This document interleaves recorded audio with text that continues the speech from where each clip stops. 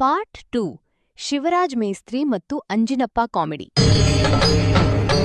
ಇದೆ, ಇಲ್ಲೊಂದು ಸಮಸ್ಯೆ ಖಂಡಿತ ಇದೆ. 8 ಗಂಟೆ. ಶಿವರಾಜ್ ಮೇಸ್ತ್ರಿ ಸೈಟ್ಗೆ ಬಂದ ತಕ್ಷಣ ಜೋರಾಗಿ ಕೂಗಿದ. ನಮಗೆಲ್ಲ ಗೊತ್ತಾಗೋಯ್ತು. ಏ ಅಂಜಿನಪ್ಪ, ಸಿಮೆಂಟ್ ಎಲ್ಲಿದೆ? ಅಂಜಿನಪ್ಪ ಚಹಾ ಕುಡಿಯುತ್ತಾ ಹೇಳಿದ. ಅಂಜಿನಪ್ಪ: ಮೇಸ್ತ್ರಿ, ಸಿಮೆಂಟ್ ಸೇಫ್ ಪ್ಲೇಸಲ್ಲಿಟ್ಟಿದ್ದೀನಿ. ಎಲ್ಲಿ?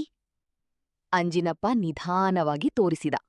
ಈ ಒಂದು ಅದ್ಭುತವಾದ ಕ್ಷಣಕ್ಕೆ ಭಾರತವೇ ಸಾಕ್ಷಿಯಾಗಿದೆ. ಮಳೆ ಬರಬಾರದೆಂದು ಸಿಮೆಂಟ್ ಚೀಲಗಳ ಮೇಲೆ ತನ್ನ ಹಳೆಯ ಬ್ಲ್ಯಾಂಕೆಟ್ ಹಾಕಿದ್ದ. ಎಲ್ಲ ಲೇಬರ್ಗಳು ನಗಲು ಶುರು ಮಾಡಿದರು. ತುಂಬಾ ಥ್ಯಾಂಕ್ ಯು ಸೋ ಮಚ್. ಸಿಕ್ಕಾಪಟ್ಟೆ ಖುಷಿಯಾಗಿದೆ. ನನಗೇನು ಮಾತಾಡ್ಬೇಕಂತ ಗೊತ್ತಾಗ್ತಾ ಇಲ್ಲ.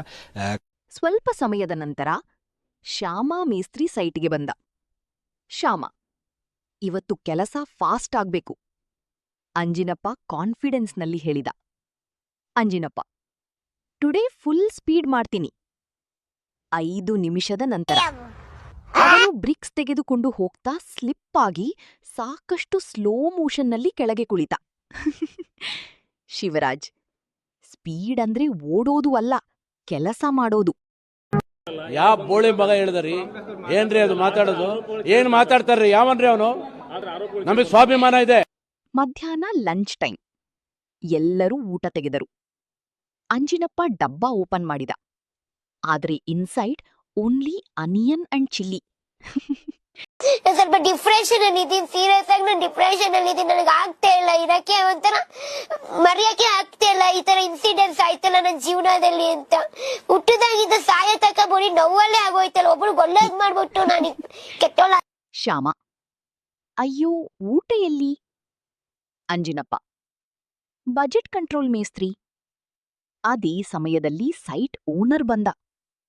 ಓನರ್: ಯಾರು ಇಲ್ಲಿ ಬೆಸ್ಟ್ ವರ್ಕರ್? ಶಿವರಾಜ್ ಆನ್ಸರ್ ಕೊಡು ಮುಂಚೆ ಅಂಜಿನಪ್ಪ ಕೈ ಎತ್ತಿದ. ಕೈ ಎತ್ತಿದ. ಓನರ್: ನೀನು ಏನ್ ಮಾಡ್ತೀಯಾ? ಅಂಜಿನಪ್ಪ: ಮೋಟಿವೇಶನ್ ಕೊಡ್ತೀನಿ, ಕೆಲಸ ಅವ್ರು ಮಾಡ್ತಾರೆ. ಎಲ್ಲರೂ ಜೋರಾಗಿ ನಗ್ತಾರೆ. Guys, to be continued, part 3.